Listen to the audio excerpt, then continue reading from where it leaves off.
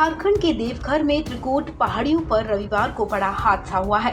रविवार की देर शाम पर्यटकों के लिए संचालित रोपवे की कई ट्रॉलियां आपस में टकरा गई। हादसे में 3 लोगों की मौत हो गई है। इस हादसे के कई घंटे बाद भी कम से कम 48 लोग अभी भी फंसे हुए हैं, जिन्हें निकालने के लिए राहत और बचाव कार्य जारी है।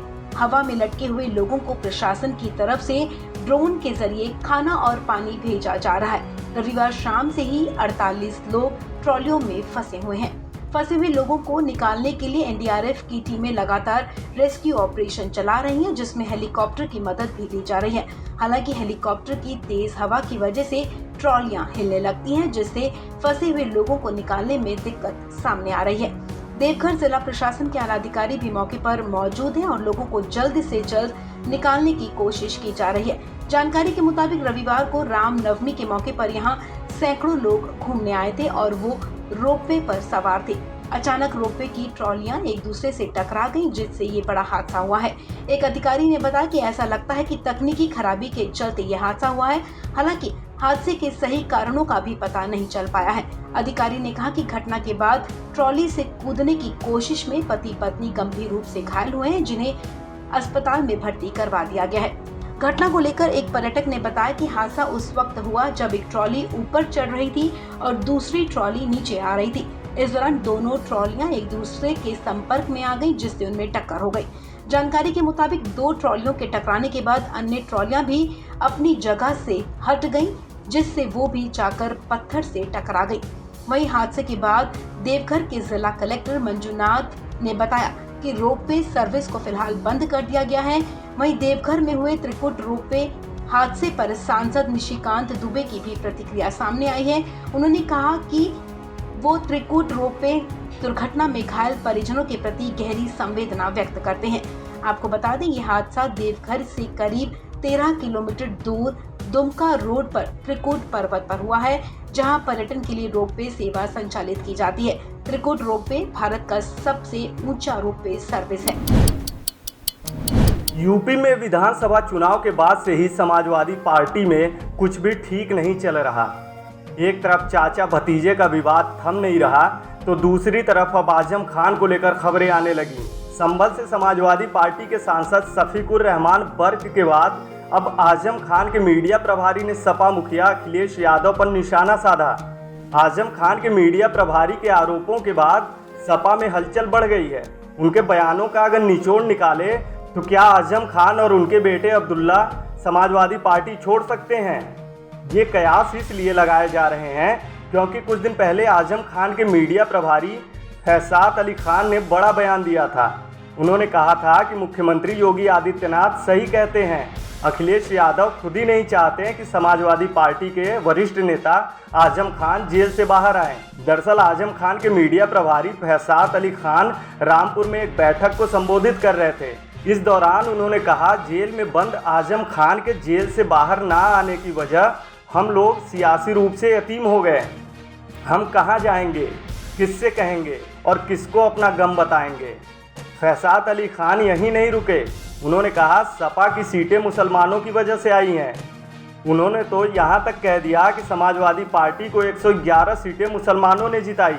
इसके साथ ही उन्होंने कहा कि अखिलेश यादव को उनकी जाति के लोगों ने भी वोट नहीं दिया, फिर भी मुख्यमंत्री अखिलेश यादव ही बनेंगे और नेता विपक्ष भी अखिलेश यादव ही, कोई दूसरा नेता विपक्ष भी नहीं बन सकता। साथ ही उन्होंने कहा, अखिलेश यादव ने हमारी बीजेपी से दुश्मनी करा दी। सुनिए फैसात अली खान ने क्या कहा।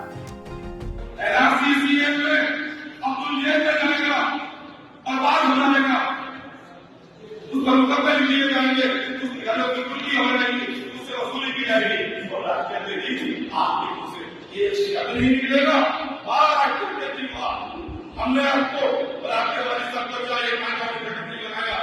आप इतना बड़ा जगह नहीं कर सकते, चारों भाषा को नहीं कर सकते।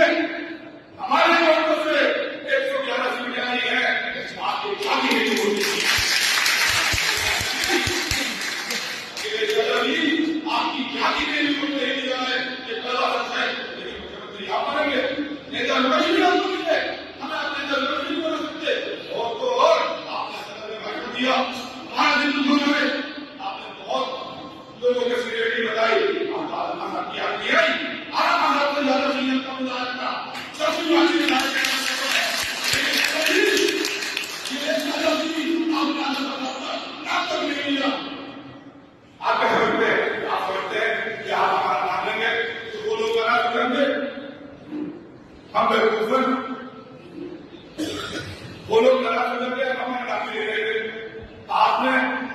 मुझे धकेल दिया।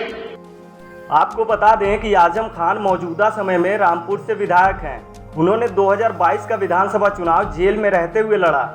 आजम खान 1980 से रामपुर सीट से जीत रहे हैं। सिर्फ 1996 में कांग्रेस के हाथों उन्हें हार का सामना करना पड़ा था। इससे पहले संभल के सपा सांसद शफीकुर रहमान बर्क ने भी अखिलेश यादव पर आरोप लगाया था कि समाजवादी पार्टी मुसलमानों के लिए काम नहीं कर रही। लेकिन अब आजम खान के मीडिया प्रभारी फैसाद अली के आरोपों के बाद सियासी गलियारों में अटकलों का बाजार गर्म हो गया है। अब देखना होगा कि अखिलेश यादव की तरफ से इस पर क्या प्रतिक्रिया आती है। लेकिन आजम खान और उनके बेटे अब्दुल्ला आजम खान सपा से किनारा करते हैं तो ये समाजवादी पार्टी के लिए किसी भी लिहाज से ठीक नहीं होगा।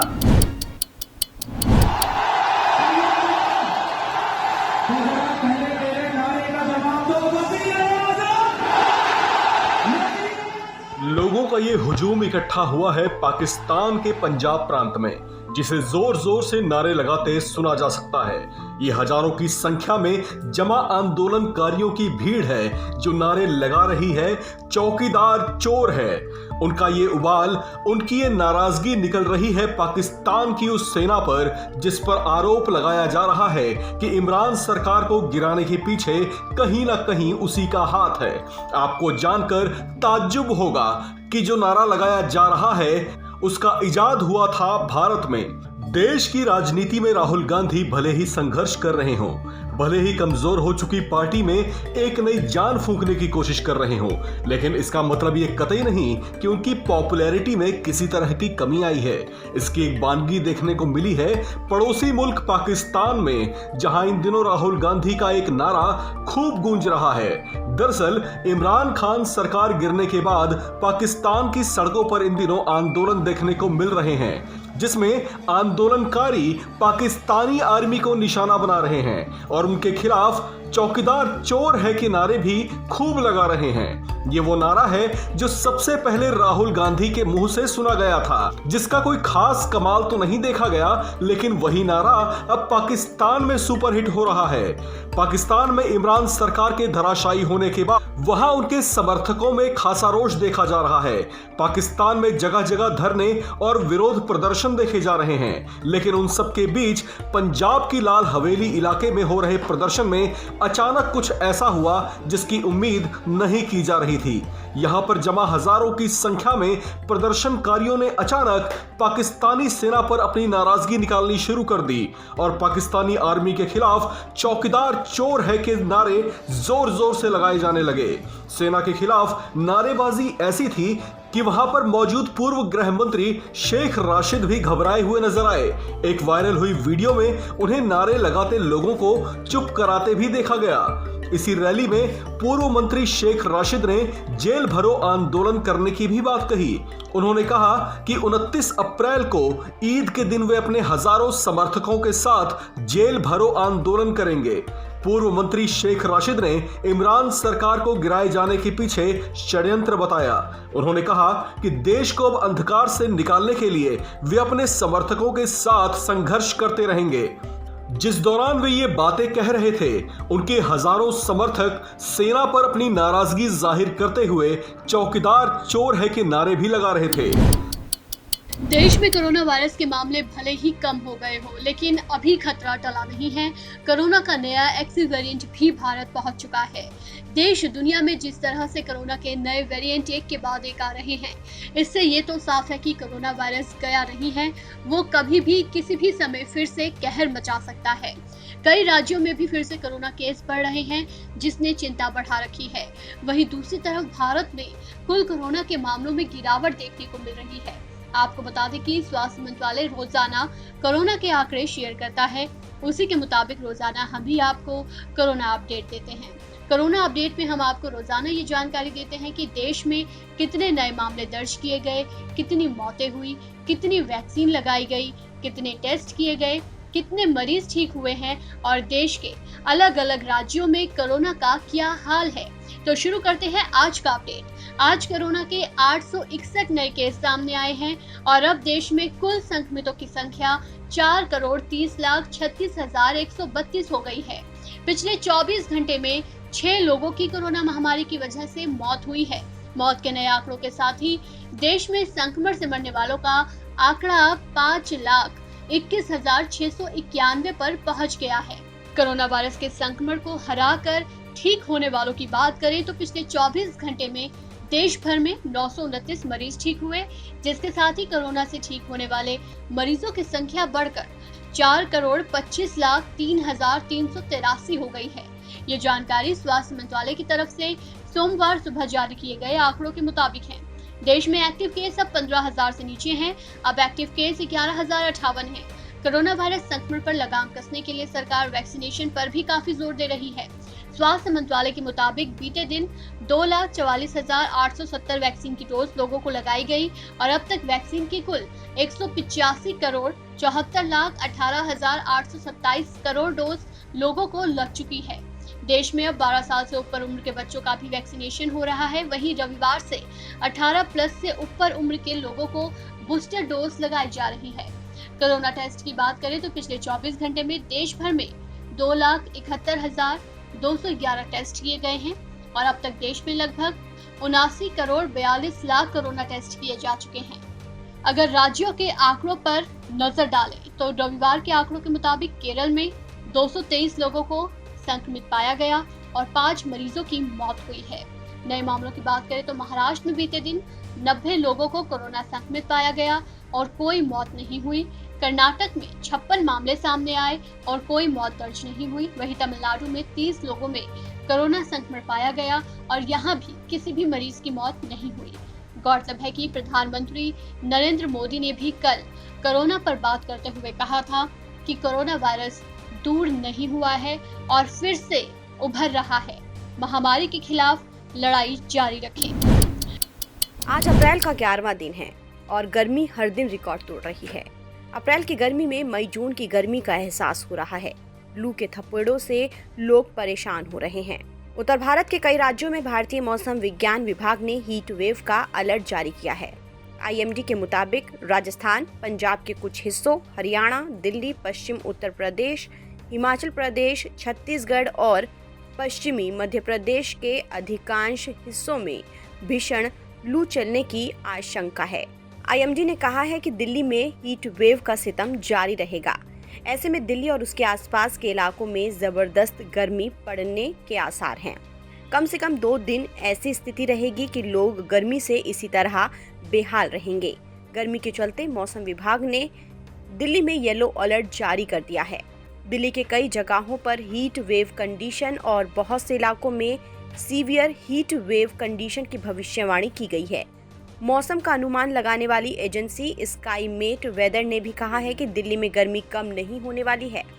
आज दिल्ली का न्यूनतम तापमान 83 डिग्री सेल्सियस रहने की उम्मीद है, जबकि अधिकतम तापमान 42 डिग्री सेल्सियस रह सकता है।